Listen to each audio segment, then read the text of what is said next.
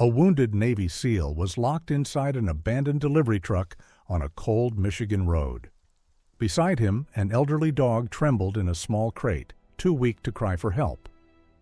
FBI agent Jessica Ward came only to check a charity donation case. But when K9 Rin heard 3 faint taps from inside the truck, everything changed. If you believe God still sends help to the forgotten, leave amen.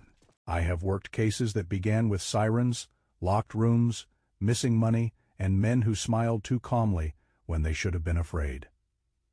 But the file that earned my first real commendation did not begin like that. It began in Brightwater Falls, Michigan, with a lake so blue it looked polished by angels, a white-steepled church beside a coffee shop, and a donation charge so small most people would have ignored it.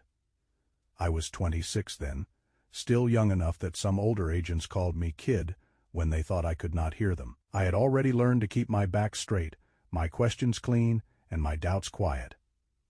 The Bureau had sent me north to assist with a review of animal charity donations crossing state lines. On paper, it was not glamorous work. A few recurring payments from elderly donors. A few shelters in Michigan, Wisconsin, and Minnesota complaining that adoption updates never came. A rescue organization called Mercy Paws Haven receiving online gifts from several states. To some people, it looked like paperwork with fur attached. To me, small cases were often doors. You only had to know where to press your hand. Rin sat beside me in the government SUV as we rolled into town under a pale autumn sun. He was a 5-year-old German shepherd with a sable coat, dark along the back and golden around the chest, with ears sharp enough to catch a lie before most men finished speaking. Rin had a quiet nature, not soft exactly, but steady. He did not waste movement. When he looked at something for too long, I had learned to look there too. Brightwater Falls seemed made for postcards. Pine trees rose behind clapboard houses. Leaves floated in gutters like little copper boats. Outside the church, 2 women arranged pumpkins near the steps, while a gray-haired man swept the sidewalk, as if the whole town were expecting company. Yet beneath all that brightness, I felt a thin chill. Not from the weather, from the feeling that something had been folded neatly and placed out of sight. My first stop was a cedar cabin on the Lake Road, where Caleb Rusk lived alone. Caleb was 68, a retired military medic with broad shoulders that had narrowed with age but not with defeat. His white hair was cut short. His jaw carried 2 days of silver stubble, and his hands were large, careful hands, the kind that had known how to close a bandage, hold pressure, and comfort a frightened young man without using too many words. He wore an old flannel shirt buttoned to the throat and moved with the slow precision of someone whose body remembered hard places. Caleb's wife, Margaret, had passed away the previous winter. Her photograph sat on the mantel, a slim woman with warm brown skin, kind eyes, and black hair streaked silver at the temples. Beside her in the photo was Daisy, a small tan therapy dog with cloudy eyes and a patient face. Daisy had once visited veterans and first responders with Margaret, Caleb told me. After Margaret was gone, Daisy's back legs weakened. Mercy Paws promised a new wheelchair, long-term care, and a memorial fund in Margaret's name. They said Daisy would help other dogs get a second chance, Caleb said. His voice stayed even, but grief lived behind it like a lamp in a closed room. Then they stopped sending updates, said she was moved into a special adoption program. No address, no family name, just pretty words.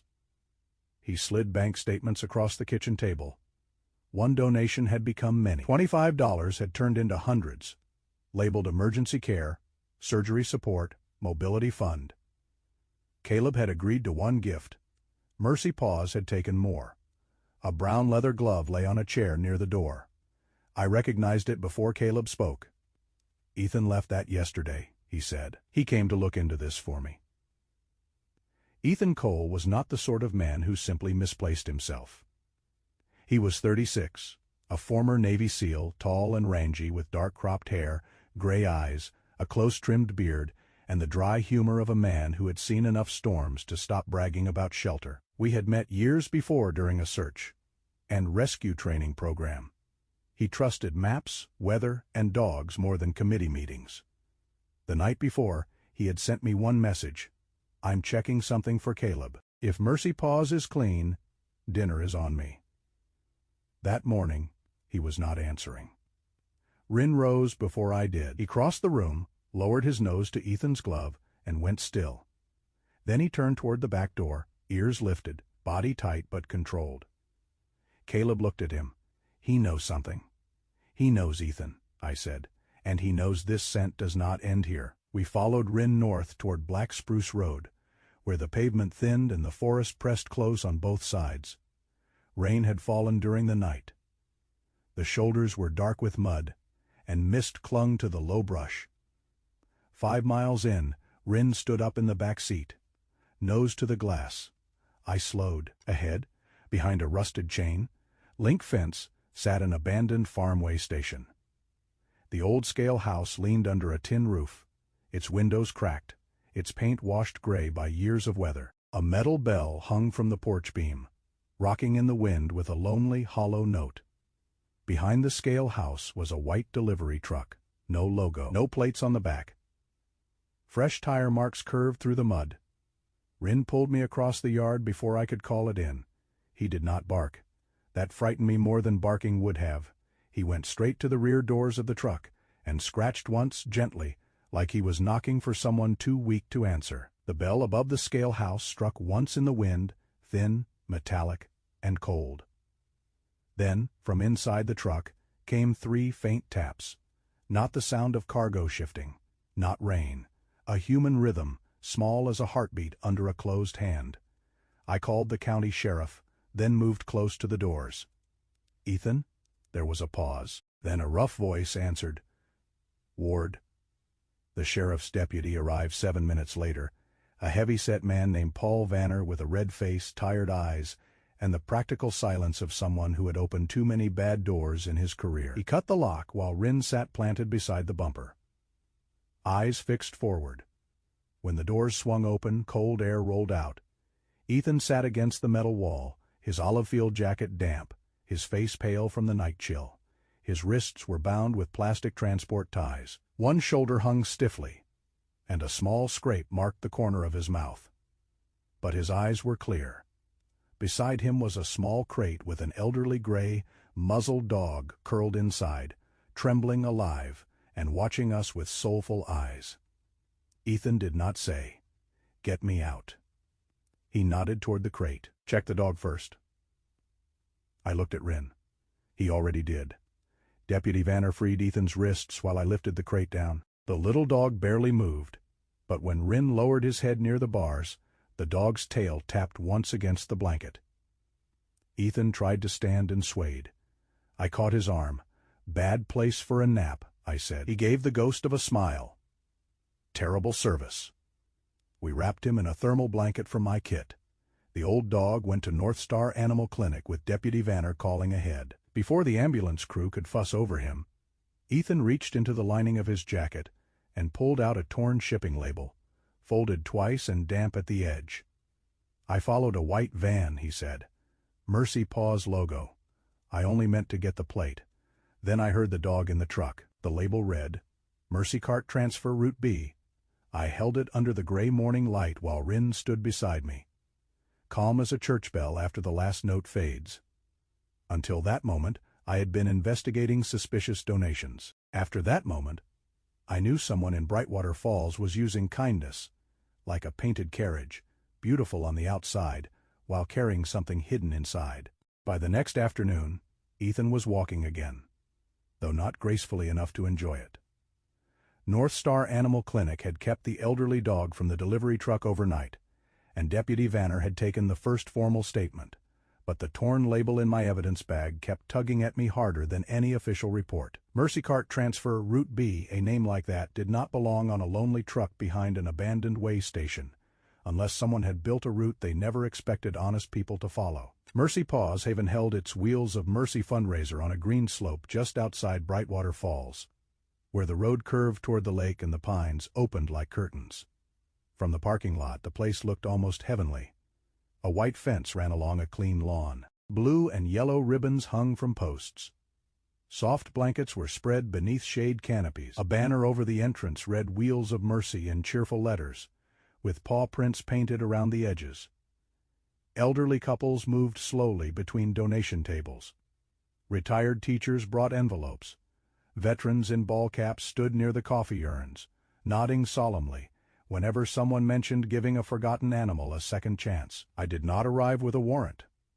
Not yet. I came as an observer, with Rin at my left side and my badge visible but not raised like a weapon. Ethan came too, though he stayed back near the parking lot, wearing a clean gray jacket over a stiff shoulder, his dark cropped hair still damp from a quick shower, and his close-trimmed beard making his face look sharper than it had in the truck. He had the calm posture of a man pretending not to be in pain, which was usually how Ethan Cole announced he was in pain. "If I start limping," he murmured, "tell everyone I'm doing field research on sympathy." "You already lost that grant," I said. "Rin outranked you yesterday." Rin gave neither of us the satisfaction of reacting. His sable coat caught the pale sun. His ears moving through the crowd's sounds, paper cups, gentle voices, the small wheels of a dog cart rolling over grass. He did not pull, he watched. That was when Clara Whitcomb appeared. She was 46, slender, and carefully graceful, with shoulder-length chestnut hair curled softly at the ends, and skin fair enough to flush pink when she spoke with emotion. She wore a cream cardigan over a pale blue dress, a necklace shaped like a tiny paw resting at her throat. Her smile was warm, practiced, and delicate, like something placed in a glass case for others to admire. When she greeted people, she touched their elbows with both hands and leaned in as if each person had brought her a private blessing. "Agent Ward," she said when she reached me, "we are always grateful when law enforcement supports rescue work." Her voice had a soft church, basement sweetness, the kind that made people lower their own voices without knowing why. "I'm here to observe," I said. "Mercy Paws receives donations across state lines. Routine review." "Of course." Her smile did not bend. "Transparency is part of compassion." She guided us toward the main lawn, never toward the rear buildings. I noticed that quickly. The front of Mercy Paws was spotless. Brushed dogs on clean bedding, polished water bowls, laminated adoption stories clipped to easels. Beyond the lawn stood a long white outbuilding with flower boxes under the windows. Behind that, half hidden by a row of pines, was a dull gray door marked medical storage. No flowers there, no ribbons either. At the registration table stood a young woman in her late 20s with pale freckled skin, a narrow face, and reddish-brown hair pulled into a loose braid. Her name tag read Nora. She wore a green volunteer shirt that hung too large on her thin shoulders. When Clara passed, Nora straightened so fast she nearly dropped her pen. Her eyes flicked toward me, then toward Rin, then down at the clipboard as if fear had taught her where to look. Clara clapped her hands gently. "Everyone, before our next donation round, I want you to meet our little miracle." A volunteer rolled a small tan dog onto the grass in a polished wheelchair. The dog had cloudy brown eyes, a graying muzzle, and ears that folded softly to the side. A bright blue scarf covered the front of the collar. Clara knelt beside him and rested one hand on his back with the tenderness of a painting. "This is Milo," she said. "He came to us with almost no hope, but with your help, he will have long-term therapy, proper mobility care, and a family someday." The crowd softened at once. Wallets opened. A woman near me pressed a handkerchief to her nose. Milo sat very still, too still for an animal at the center of applause.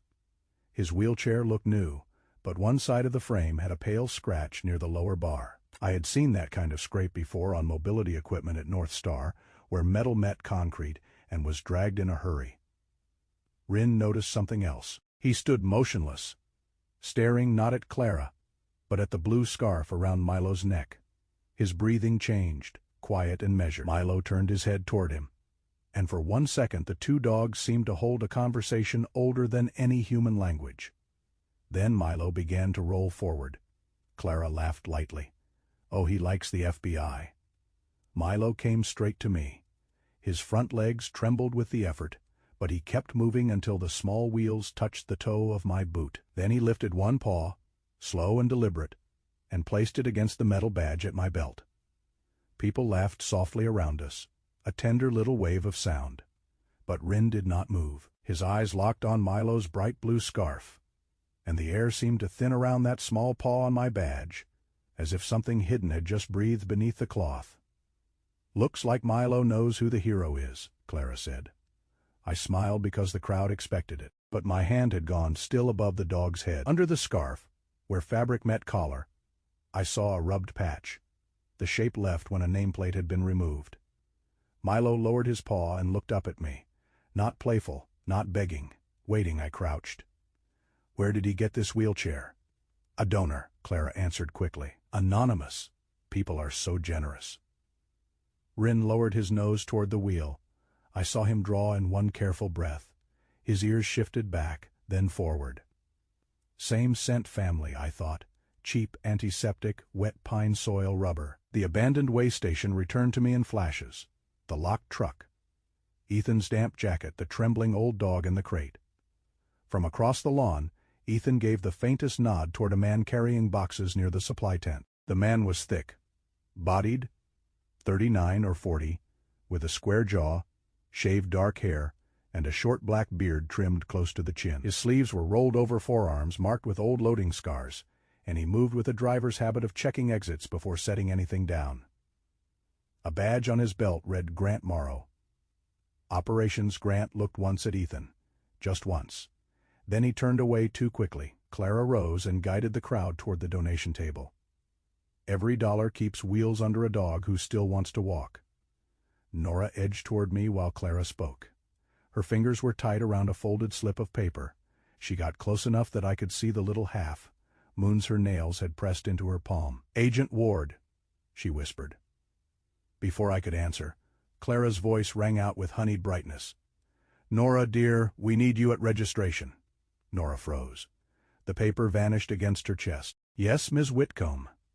She stepped back behind the table, but her eyes stayed on Rin. Rin looked back at her with the same quiet patience he had given the locked truck, the kind that did not demand truth, but made room for it. I left Mercy Paws without touching the medical storage door.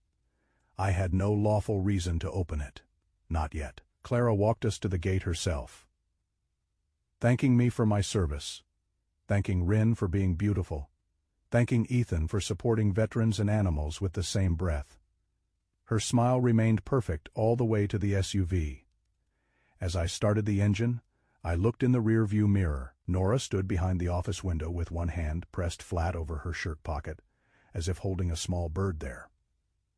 Behind the building, the medical storage door stayed shut, gray and plain under the pines. Rin sat upright in the back seat, eyes fixed on that door until the road curved and Mercy Paws disappeared.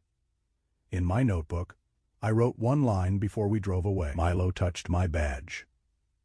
Rin did not treat it like a trick. North Star Animal Clinic sat on the east side of Brightwater Falls, where the town thinned into hay fields and the lake wind carried the smell of pine, wet leaves, and old barns. It was not a polished place like Mercy Paws. The sign out front had faded blue letters. The ramp needed repainting. A ceramic bowl of dog biscuits sat beside the door, chipped on one side from years of happy noses. But the moment I walked in with Rin, I felt the difference. North Star did not perform kindness. It simply practiced it, quietly. Every day, in rooms that smelled of clean blankets, coffee, and antiseptic. Dr. Marion Bell met us in the hallway with a clipboard pressed against her chest. She was 61, tall and lean, with silver hair twisted into a loose knot and glasses that slid down her nose whenever she frowned. Her face had the weathered softness of someone who had spent more nights beside weak animals than in her own bed. She wore a green scrub top under an old wool cardigan, and there was a faint coffee stain near the pocket. It made her seem more trustworthy, not less. People who never spilled anything worried me. "I know it sounds small," she said before I asked my first question. 3 carts, food, blankets, a laptop. "I know you have bigger things to do." I looked past her into the supply room. Shelves stood half empty. A strip of morning light fell across the floor where boxes had been dragged toward the rear exit. Small to whom? Her mouth tightened. Not to the dogs waiting for those carts. The theft had happened after midnight. Someone had entered through the rear service door, avoiding the front camera and the motion light by the alley. They had taken 3 dog wheelchairs, what Marion called Mercy carts, 2 cases of prescription food, several packs of clean bedding, basic wound, care supplies, a small donation box, and the clinic laptop that held donor names and recurring gift records. They had not touched the cash drawer in reception. They had not taken the locked medications. They had not taken the expensive ultrasound wand sitting in a side office. That kind of thief had a list. Ethan stood near the doorway, one arm folded carefully across his sore shoulder. He had refused the clinic's suggestion that he go home and rest, which surprised absolutely no one who had ever met a man like Ethan Cole. His face looked better than it had behind the truck doors, but there was still a pale line around his mouth whenever he moved too fast. "Whoever came in knew the layout," he said. Dr. Marion nodded. "Volunteers, drivers, donors. We have people in and out all week. I hate that part now." "You should not," I said. "Trust is not the mistake. The person who abuses it is." Rin had already gone to work. He moved slowly around the room, nose low, tail level, not rushing the way younger dogs sometimes did when a place held too many smells. He paused near the metal rack where the carts had been stored, then turned toward the back door. A rubber mark curved faintly across the floor. One cart had been rolled, not carried. Another had been dragged. Whoever took them had been hurried, but not panicked. At the bottom of the shelving unit, Rin stopped. He lowered one shoulder, reached his muzzle under the lowest shelf, and nudged something loose. It rolled into the light with a tiny wobble. A small rubber wheel. The room became very still.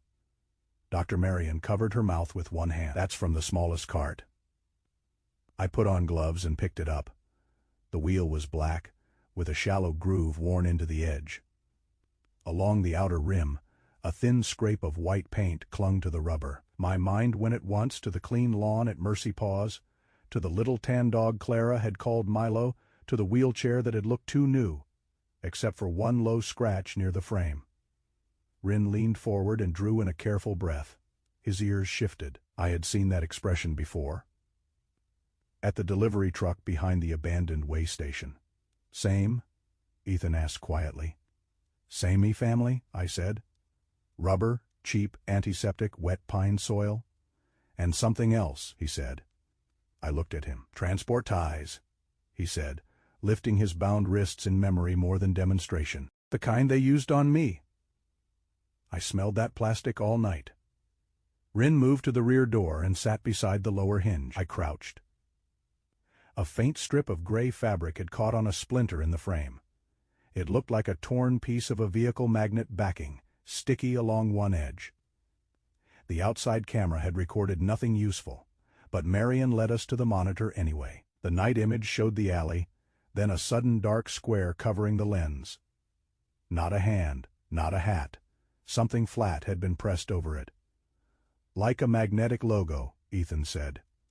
"Put it over the camera, walk in like a delivery volunteer, take what you need, leave before anyone wonders." That brought me back to his missing volunteer magnets, the ones taken from his truck before he followed the white van.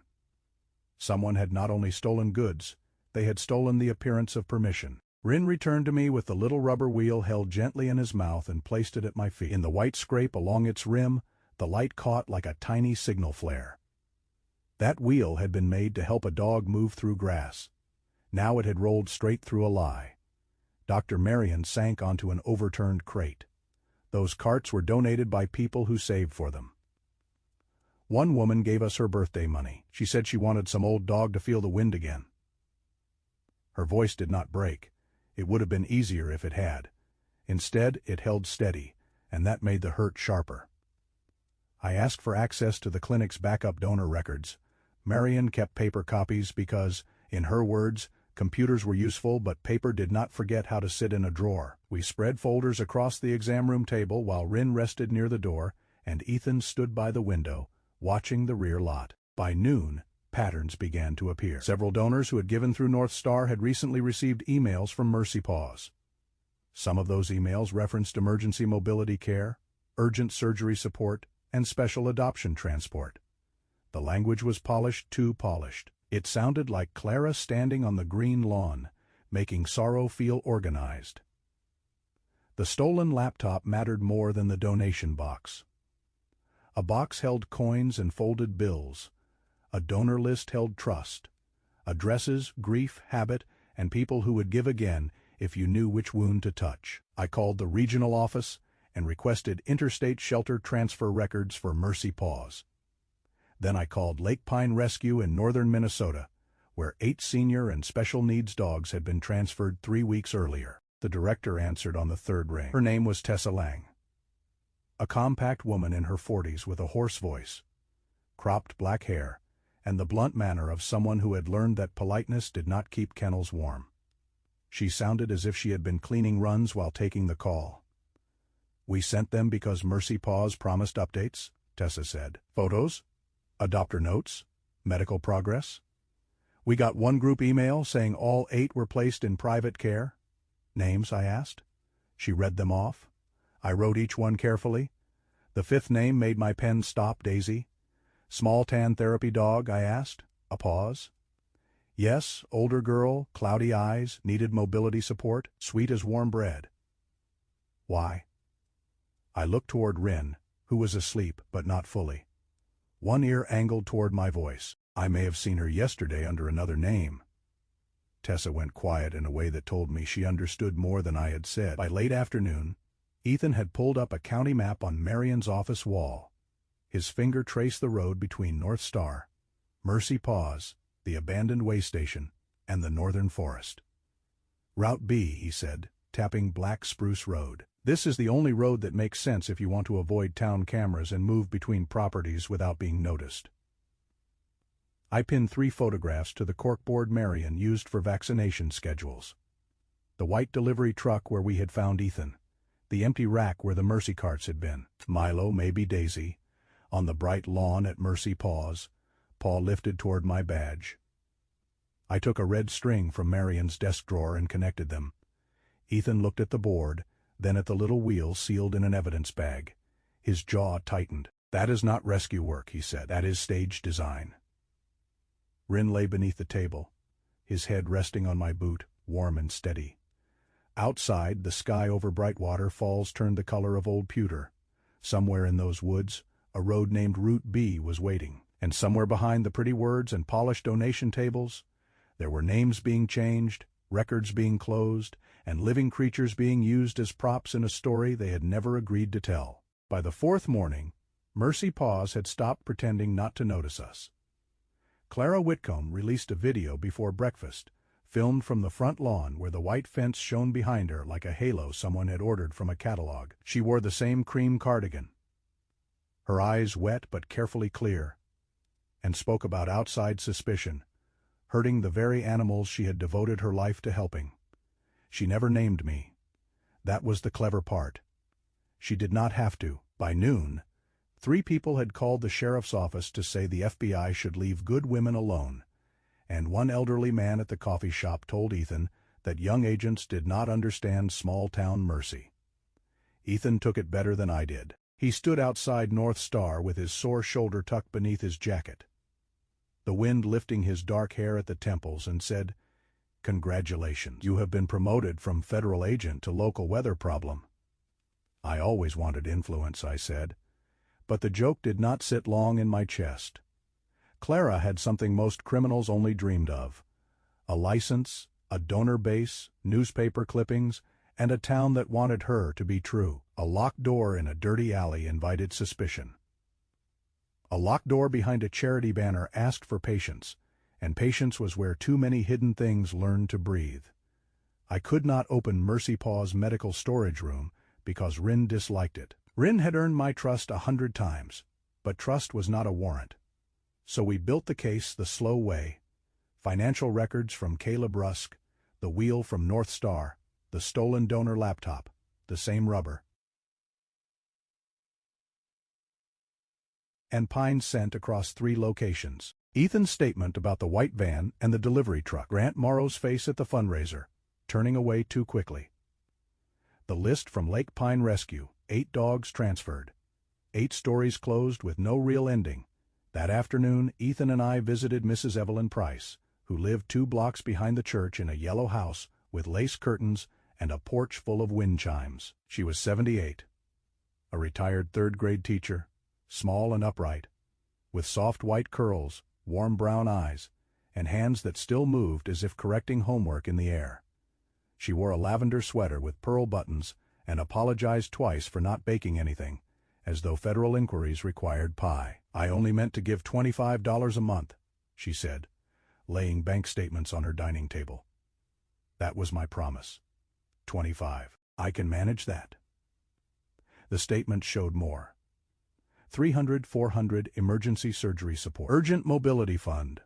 Special transport care. The words sounded noble until you saw how often they appeared. Mrs. Price touched the paper with one finger. I thought I had pressed the wrong button. My grandson says I get confused with websites sometimes. "You did not do anything shameful," I told her. Her eyes lifted to mine. "The shame belongs to whoever made kindness feel like a trap." For a moment, the only sound was her wind chimes outside, singing in the cold breeze. Then she nodded once, as if an old teacher inside her had accepted the sentence as correct. The call from Nora Finch came at 6:12 that evening. Her voice shook so badly, I first thought the connection was poor. She asked to meet behind the closed library, where the alley smelled of damp leaves and old bricks. CK Nora stood under the security light in the same oversized green volunteer shirt, her reddish braid tucked into her jacket. Up close, she looked even younger than she had at the fundraiser, with freckles across her nose and tired shadows under her eyes. She clutched a canvas tote to her chest. "I should have spoken sooner," she said, "but Clara knows how to make you feel like ruining her reputation is worse than telling the truth." "What did you see?" I asked. Nora swallowed. "Grant moves the animals before inspections, the ones visitors should not see. Clara calls them special transfers, but they do not go to adopters. They go on routes." She opened the tote and handed me copied pages, delivery notes, repeated photos, donor scripts, a schedule marked A, B, and C. "I heard Grant say Route B is for the quiet ones." Ethan's face changed. "Not much, just enough." "Where is Route B?" he asked. "I don't know," Nora whispered, "but the records start in medical storage." By morning, the warrant was signed. We returned to Mercy Paws with Deputy Vanner, 2 animal welfare officers, and Rin at my side. Clara met us on the lawn, composed enough to be frightening. Grant Morrow stood near the supply tent in a black work vest, his square jaw locked, his close black beard making his mouth look even harder. When he saw Ethan, his gaze slid toward the rear buildings. Ethan noticed. "Grant's thinking about a back door," he murmured. "Let him think," I said. The front area remained perfect. Fresh bowls, folded blankets, 2 groomed dogs sleeping in the sun, as if placed there by a photographer. Clara held out her hands. "Agent Ward, I have cooperated from the beginning." "Then this should be simple." We walked past the public lawn toward the gray door marked medical storage. Clara moved with us, but slower now. The paw-shaped necklace at her throat rose and fell with her breathing. "That room contains medicine and blankets," she said. "Some of it is sensitive. So is a federal warrant." Clara stood before the storage door, fingers resting on the little paw pendant as if it were a charm against truth. "Agent Ward, this room is clean." Rin lowered his nose to the gap beneath the door, breathed once, then stepped back. For the first time all day, Clara's smile disappeared. Deputy Vanner opened the door. The smell was not dramatic. That almost made it worse. It was stale plastic, old cardboard, cheap antiseptic, and the sour trace of fear that clings to places where living creatures have waited too long. Rin did not rush in. He entered slowly, tracking along the floor, past stacked bins and shelves of labeled supplies. The first box held blankets from North Star. Dr. Marion's clinic stamp was still on the inventory tag. Another shelf held mobility carts, one missing the small wheel we had found. A drawer contained donor lists sorted by age, gift history, and emotional theme. Widow, veteran, lost pet, church group. My stomach tightened, but I kept my voice steady as the officers photographed everything. Ethan found the route board behind a cabinet, 3 columns. Route A, Route B, Route C, no addresses, only initials, dates, and symbols. Grant's handwriting appeared on half the entries. Clara watched from the doorway, pale now but silent. Rin stopped at a gray storage tub marked closed cases. He sat beside it and looked at me. Inside were collars, tags, printed adoption certificates, and photographs. Not filed like medical records, stored like names, someone no longer wanted to answer for. I lifted a small metal tag from the top layer Daisy. Beneath it was a faded photograph. Margaret Rusk sitting in a folding chair, Daisy in her lap, Caleb standing behind them in an old dress uniform. Margaret smiled at the camera with the peaceful pride of someone who believed the world could still be taught gentleness. I remembered the fundraiser, Milo rolling toward me, the paw against my badge, Rin's eyes fixed on the scarf hiding the collar. I did not say it aloud, not yet, but that was the moment the case stopped being about fraud alone. It became about a name someone had tried to erase. Grant Morrow did not talk at first. He sat in the interview room at the sheriff's office with his thick hands folded on the table, his shaved head lowered, and his short black beard making his mouth look like a locked drawer. Men like Grant often thought silence was strength. Sometimes it was, sometimes it was only fear wearing work boots. Ethan stood behind the glass, one shoulder still stiff beneath his jacket, watching him with the stillness of a man who knew how guilt moved before it spoke. When Grant learned Ethan had seen the white van and could place him near the abandoned way station, his jaw shifted. When he learned the medical storage room had been opened with a warrant, his eyes finally lifted. He did not ask about Clara. He asked, "Did you find the quiet ones?" That was the phrase Nora had given us. Route B is for the quiet one. I had heard cruel language in polished offices before. Words made smooth, so the people using them would not feel the edge. But that phrase stayed with me, the quiet ones. The animals too old to charm donors, too tired to stand for cameras, too costly to keep in the front lawn's bright little theater. Grant's voice grew smaller as the truth came out. Clara had ordered him to move the difficult animals before every inspection. She told him Mercy Paws would close if the public saw how many long-term cases they had accepted. She told him donors needed hope, not reality. She told him Route B was temporary. Men like Grant could carry boxes, turn keys, drive vans through back roads at midnight, and still call themselves employees until the day someone put a map in front of them and made them point to the place. By late afternoon, a cold rain had begun to fall over Black Spruce Road. Deputy Vanner drove the lead vehicle. His broad shoulders hunched over the wheel, windshield wipers beating like a nervous metronome. Behind us came 2 rescue vans from North Star and a local shelter. Dr. Marion Bell rode in the first van with crates, clean blankets, water bowls, and a medical bag packed so full the zipper strained. Her silver hair was tucked under a knit cap, and her face had gone pale with purpose. She did not ask what we might find. She only asked how many blankets we had. Ethan studied the route map Grant had marked. The paper rested on his knee, damp at the corners from the rain. "This road forks twice," he said. "The main track looks easier, which means it is probably wrong." If Grant wanted people to miss the cabin, he would let the road do the lying for him. "You sound almost fond of bad terrain," I said. "I respect honest mud," he said. "It does not pretend to be a lawn." Rin sat upright in the back, his sable coat darkened by the gray light. I had given him the old Mercy Paws blanket from the storage room, and Daisy's metal tag sealed in a scent, safe evidence pouch. He had taken both scents quietly, then turned his head toward the forest. Rin was not excited. That was what I remember most. He was solemn, as if he understood we were not chasing a suspect now. We were answering a call that had grown faint. The paved road ended. Tires slid through black mud, pines pressed close, their branches combing rain across the roof of the SUV. At the first fork, Ethan pointed left before the GPS chose right.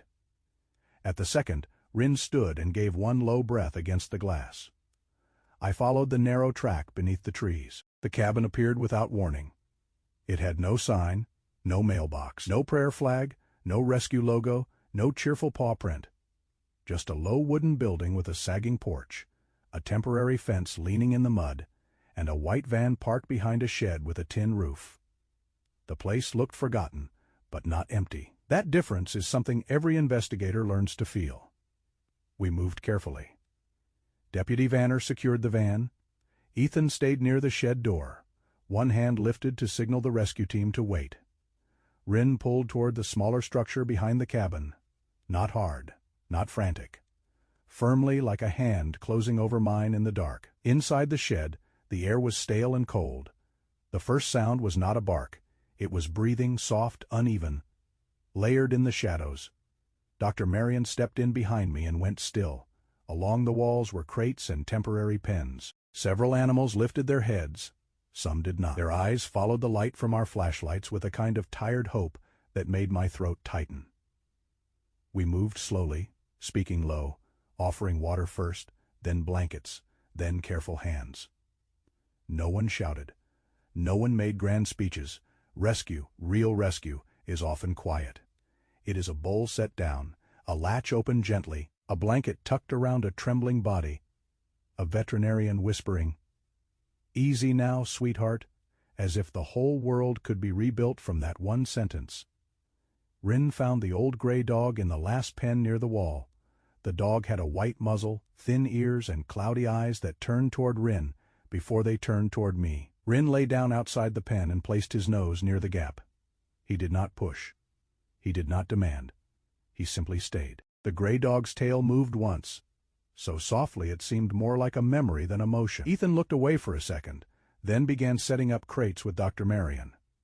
He worked through the pain in his shoulder without mentioning it, carrying clean blankets, holding doors, lifting only when Marion nodded. His face had gone hard, but not cold. There is a difference. Hardness can protect tenderness when tenderness has work to do. Inside the cabin, the paperwork waited in a plastic storage tub under a folding table. False adoption certificates, donation scripts, medical invoices copied with different names, a list of donor accounts marked for transfer after Clara's next fundraiser. Text messages printed from Grant's phone showed Clara's instructions clearly. Move Route B before state inspection. Keep the camera dogs clean. Do not update Lake Pine until after the event. Then I found the small tin box. The lid opened with a dry metallic click, sharp enough to stop the room around me. Inside lay a faded blue scarf, folded with care no one at Mercy Paws had earned. The name Margaret was stitched along one edge in tiny white thread. Ryn lowered his nose to it, very gently. And suddenly I understood. At the fundraiser, Daisy had not touched my badge to perform. She had used the last lesson left by the woman she loved. Beneath the scarf was Daisy's original therapy record. Margaret Rusk had taken Daisy to veterans' halls, hospital waiting rooms, and first responder events. Daisy had been trained to greet uniforms by lifting one paw to a badge or bright insignia, a small gesture that made old soldiers laugh and nervous children smile. When Clara renamed her Milo, covered her collar, and placed her before cameras, Daisy still remembered the old language. A badge meant safety. A badge meant someone might listen. Ethan stood in the doorway as I read. His eyes dropped to the scarf. Caleb was not afraid of losing money, he said softly. He was afraid of losing the last piece of Margaret that still came when he called. Outside, the rain thinned. Rescue lights moved through the pines, small and golden, like candles carried through a church after dark. We loaded the animals carefully. Dr. Marion took the old gray dog herself, wrapping him in a clean blanket before placing him in the warm van. Ryn climbed in beside the crate and lay down, calm as a guardian at a gate. I stepped away from the noise and called Caleb. He answered on the second ring. "Agent Ward?" I looked at the scarf in my hand, then at Ethan standing beside me, his eyes on the mud. "Mr. Rusk," I said, keeping my voice steady. "I found Daisy's name." There was a long silence, not empty, full, and as I stood outside that hidden cabin, with rain dripping from the pines and the truth finally breathing in the open air, I knew Clara Whitcomb would not stand on another stage and speak of mercy as if it belonged to her. On the 14th day, Clara Whitcomb still stepped onto the stage as if the whole world owed her applause. Brightwater Falls Town Hall had been dressed in white flowers, soft blue ribbons, and framed photographs of dogs in wheelchairs. At the center of the screen behind her was the little tan dog the crowd knew as Milo, wearing the bright scarf that had hidden another life. Beneath the image were the words, "Second chances begin with mercy." People filled the folding chairs, elderly donors in church sweaters, veterans with caps in their laps, women from the bake sale committee, and volunteers who still wanted to believe the best of the woman at the microphone. Clara wore her cream cardigan and the paw-shaped necklace, just as she had at the first fundraiser. Her chestnut hair curled softly around her face, and her eyes shone with practiced tenderness. Even now, after the cabin on Route B, after the storage room, after Grant Morrow's statement, she looked less like a suspect than a woman about to lead a hymn. That was the strange power of a beautiful mask. It made people hesitate before naming what stood behind it. I waited near the back with Wren at my side. Deputy Vanner stood to my right, broad and solemn in his brown jacket. Beside him was Assistant U.S. Attorney Helen Carr, a sharp-eyed woman in her early 50s with smooth, dark skin, close-cropped black hair, and a navy suit that looked as crisp as her voice. She had reviewed the route board, the donor records, the stolen carts, the photos, Grant's messages, and the bank transfers scheduled for that evening. Her judgment was plain. If Clara left that stage with the last round of donations, the money might be moved before sundown. Ethan was not in the hall. He had taken Caleb to North Star instead. Caleb was strong enough for the truth, but not strong enough for a room full of strangers watching his grief unfold. That was Ethan's choice, and it was the right one. Some reunions should not happen under fluorescent lights and whispers. Clara lifted both hands, palms open. Mercy Paws has always believed that the most fragile lives deserve the greatest care, she said. Her voice trembled just enough. Tonight, we ask for your help again. Milo and so many like him need us. Wren shifted beside me. That was my signal, though not the legal one. The legal signal came from Carr, who nodded once. We walked forward without drama. No shouting, no spectacle. Just footsteps down the center aisle while the room slowly turned. Clara saw me before the crowd understood. For half a second, her face showed something naked and cold. Then the tears returned. "Agent Ward," she said into the microphone. "Please, not here." "Clara Whitcomb," Carr said, voice steady, "you are being taken into custody pursuant to a federal warrant." The room inhaled as one body. Clara pressed a hand to her necklace. "This is a misunderstanding. Rescue work is difficult. People do not understand the choices we have to make. No one has enough money to save every animal."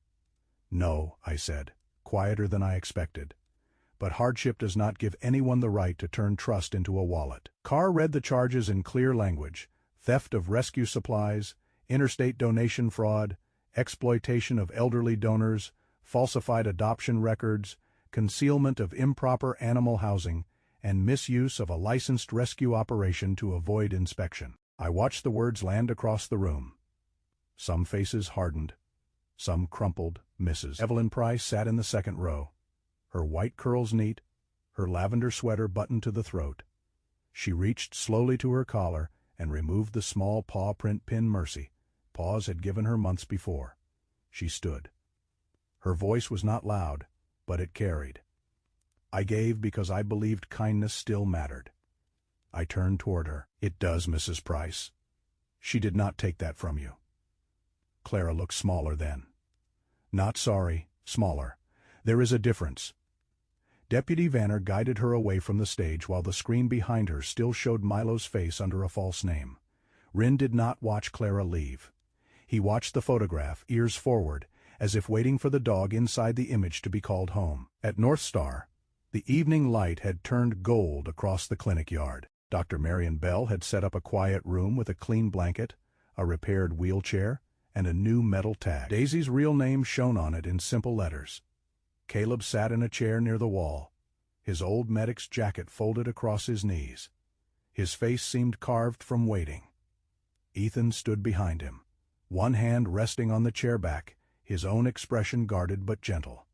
Daisy was brought in slowly. She looked smaller without the stage, without the scarf, without Clara's hand pressing her into a story. Her tan fur had been brushed, her cloudy eyes were tired, and the new cart supported her carefully. She did not rush. She could not. But when Caleb leaned forward and whispered, "Daisy girl," her ears lifted. The sound that left Caleb was not quite a laugh and not quite a sob. It was the sound of an old door opening after a long winter. Daisy rolled one careful inch, then another. Rin walked beside her, slow as a shadow, never crowding her wheels. Caleb knelt with difficulty, and Ethan moved to help. But Caleb waved him off. On his own, trembling but determined. The old medic lowered himself until he was close enough for Daisy to smell his sleeve. Daisy lifted one small paw and placed it against the faded medic insignia on Caleb's old jacket. No one laughed this time. In that quiet room, everyone understood. It was not a cute trick. It was a memory finding its way home. Caleb covered her paw with his hand. "Margaret taught you well," he whispered. I looked at the tag on Daisy's collar. Then I said the sentence the case had been waiting for. Milo was never Milo. Her name was Daisy. The commendation came later, in a conference room at the regional office with coffee that tasted like cardboard and a framed flag on the wall. My supervisor said I had connected separate reports into a larger interstate pattern: stolen rescue equipment, donor exploitation, false adoptions, hidden transport routes, and animals used as fundraising props. He said I had shown restraint, built evidence properly, and protected both victims and legitimate rescues. I thanked him. I meant it. Recognition mattered, especially to a young agent still learning how much weight her own instincts could carry. But the moment I remember most was not the certificate. It was sunset at North Star. Daisy moved across the grass on her repaired cart, her real name catching the cold light. Rin walked beside her, patient and proud, like a guardian escorting a small soul back into the world. Ethan leaned against the fence, one shoulder still stiff, and said, "Not every rescue needs a medal." I looked at the commendation resting in my SUV, then at Daisy's tail moving softly behind her. "No," I said. "Some of them come with 4 small wheels." Rin glanced back at me, as if he had known that all along. And that was how the Mercy Cart case ended for me. Not with Clara's perfect smile, not with the warrant, not even with my name on a commendation, but with a dog called by her true name, an old man given back a piece of his heart, and a German shepherd standing watch as kindness found its way out of the hands of those who had tried to counterfeit it. In the end, this case was never only about stolen carts, false donations, or a rescue sign hanging over a clean white fence. It was about something much deeper. It was about the danger of trusting a beautiful voice without watching what that voice does when no one is looking. Kindness is holy, but kindness also needs courage. A good heart should stay open, but it should not be left unguarded. Daisy taught me that even the smallest life can carry a memory strong enough to lead the truth home. She could not explain what had happened to her. She could not write a report, but she remembered love. She remembered Margaret's gentle hand. She remembered the meaning of a badge, a uniform, and a safe place. And when the time came, that little paw reached out like a prayer. Maybe that is how miracles often arrive. Not always with thunder in the sky, but through small signs God places in front of us. A dog who refuses to look away, an old man who keeps hoping, a friend who follows one more road, a woman who finally tells the truth, and a tired animal who still believes someone will come. In our daily lives, we may not all wear a badge. We may not all rescue, but every one of us can protect kindness. We can check on an elderly neighbor. We can ask questions before giving money. We can support honest shelters. We can speak up when something feels wrong. We can treat animals not as objects, but as living souls placed near us to teach loyalty, patience, and love. If this story touched your heart, please share it with someone who still believes goodness matters. Leave a comment for Daisy, for Rin, and for every animal waiting for a gentle hand. Tell us where you are watching from, and if you have ever seen an animal bring light back into someone's life. And if you want more stories of courage, justice, and the quiet miracles God sends through loyal animals, please subscribe to the channel. May God bless you, protect your family, comfort every lonely heart, and guide us all to live with more mercy, more wisdom, and more love.